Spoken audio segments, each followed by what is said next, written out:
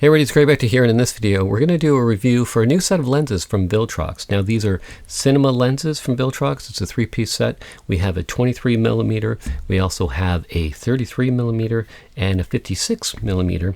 Now these are all T1.5, and they have a focus ring and an aperture ring. So these work with a gimbal, so I'll show you how these work with the Ronin gimbal in this video. So anyway, let's get right into it and check out these lenses. All right, here's a quick look at the packaging of Viltrox 23mm T1.5. It comes with a little lens pouch and a warranty card. It's very well packaged, and you'll see in this next shot, it's solid metal construction. It comes with a lens cap. Now here we are using it with the Ronin gimbal, and the focus ring works great with the follow focus on the Ronin gimbal. And you can see that the colors and the contrast are quite nice as well. And I found it really light and easy to work with on the Ronin. And you can see the shots here quite smooth. Now here's a look at the bokeh on the 23 T1.5, and I think the bokeh looks great, and the focus breathing is quite good as well. You notice on some photo lenses that there's quite a lot of focus breathing, but because this is a cinema set, it's designed to have a pleasing sort of minimal focus breathing. Now as far as the sharpness goes, it's sharper in the center at T1.5, and then as you stop down, it gets sharper in the corners, as you'd expect with most lenses. It's sharper all throughout the range around T4, T5.6. Now I like the flares as well. You get a nice blue flare, and then you get sort of that sun flare with the bright light in the center with the white light, and it's pretty nice as far as lens flare goes. Now let's have a look at the 33. This next shot also is on a gimbal, and I think they pair really well together. I didn't notice a huge difference when I switched from the 23 to the 33. Minimal distortion, similar color characteristics and contrast. So I'd say that it's a really well-matched set, especially at this price point. I found that they looked very consistent throughout the range. Now here's a look at the bokeh and the focus breathing of the 33mm T1.5 lens. And again, it's minimal focus breathing and quite a nice bokeh in my opinion. And we're going to have a look here at the sharpness, and again the sharpness was very similar. Sharp in the center at T1.5 and a little more sharper as we stop down. Again, similar flare characteristics as the 23mm. Hey, it's Greg back to here again, and I thought I'd do something different for the 56 T1.5. So this is the T1.5, the 56mm. I'm going to compare this to the Sony 85mm f1.8, because when you're zoomed in 1.5 times, the 56 becomes almost an 85mm. So in a second we'll have the 85mm, which is a pretty good lens from the Sony that I use all the time. So we're going to compare the 56 to the 85. Now I wanted to show you too a comparison. Here's the 35mm 1.8, and here's the 33. So you can see they're relatively similar size, although the construction of the Viltrox is all metal and it's much heavier, and the aperture ring and the focus ring, they work great on the gimbal as they are, and they're very smooth. So anyway, let's just compare the 56 to the 85 and then stick around, because then we're going to look at the bokeh and the focus breathing and the sharpness of the 56 after we compare it to the 85. All right, let's have a look at the 85 now. All right, so now we're looking at the Sony 85mm f1.8. So you can scroll back and compare the two. So basically everything's set the same.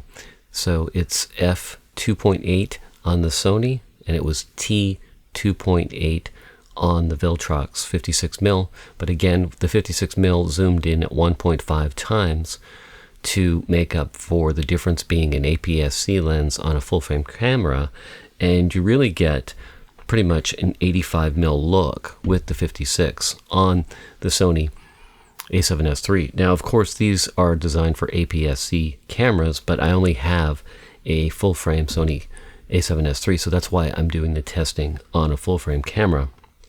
But we're going to talk about the build quality and stuff like that at the end of this video. I just want you to sort of be able to compare what the 56mm looks like compared to Sony's 85mm on this camera. And I think that aside from the obvious difference that there's autofocus on the 85mm, it's pretty good quality as far as visual quality in comparison, as far as the price point of what you would pay for the Viltrox-cinema lens.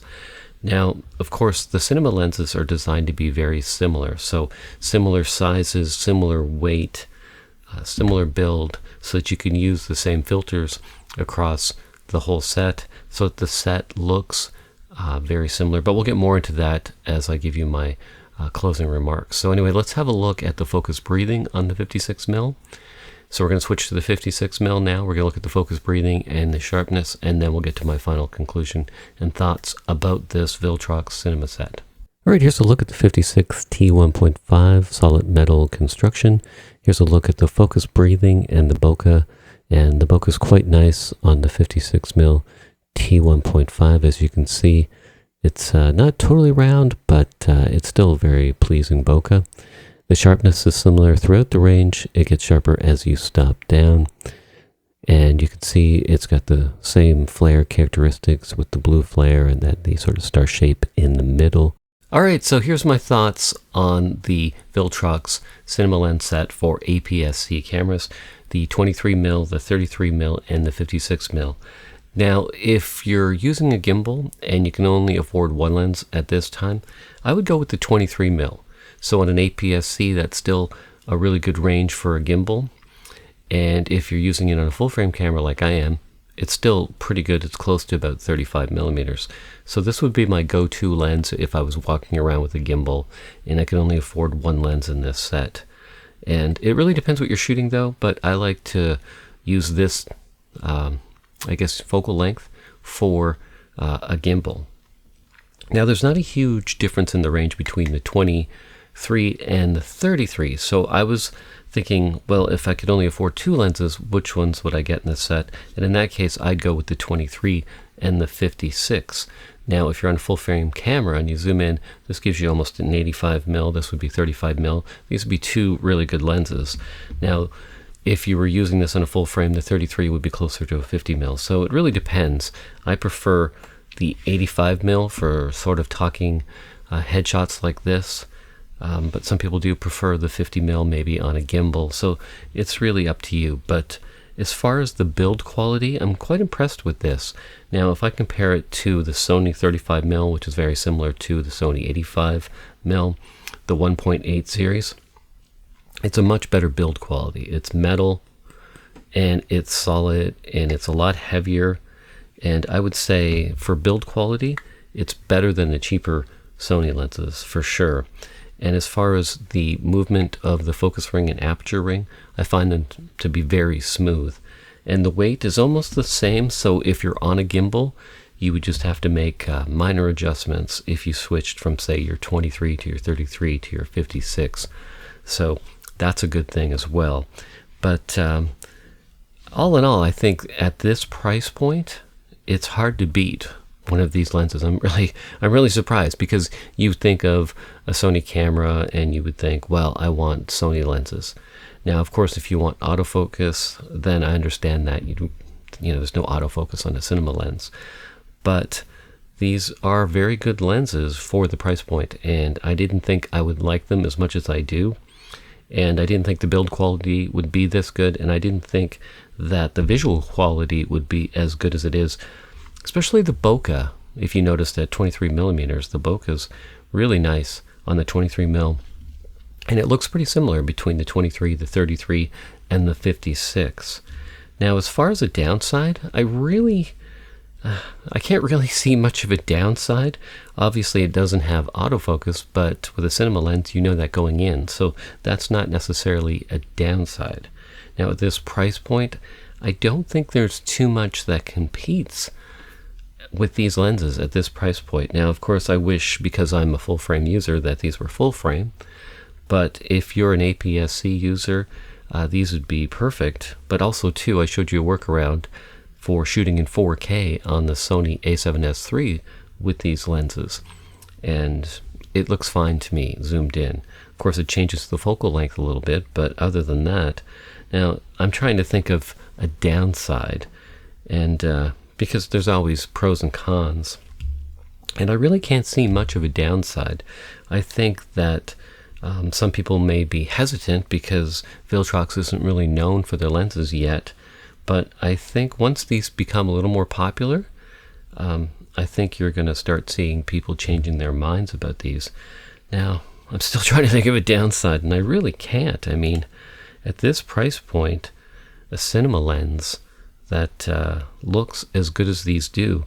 Now, of course, wide open, they're more sharp in the center and less sharp on the edges, but that's the case with quite a lot of lenses, and in some cases that might be preferred for a cinema lens, because if you have it too sharp, then sometimes it doesn't look as filmic.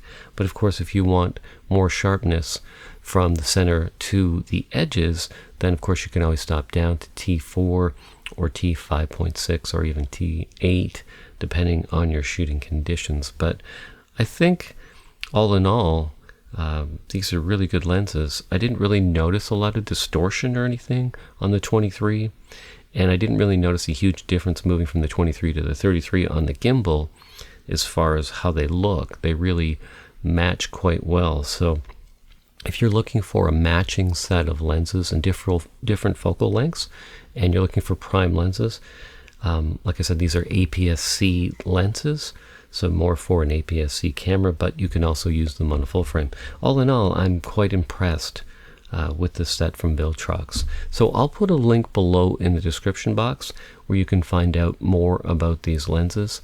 And if you have any comments or questions about these, you can post them down below. But like I said, all in all, for the price point, these are really quite good lenses for this price. I don't think you can find anything else in this price bracket that will compare to the build quality and to the usage and to the visual quality, as well as the bokeh on these. So anyway, I'm pretty impressed with these. I'd like to hear your comments down below if you've tried a set of these yourself. Anyway, thanks for watching this video. It's Greg back to here. And if you found this video helpful, give me a thumbs up. Helps this video get more views.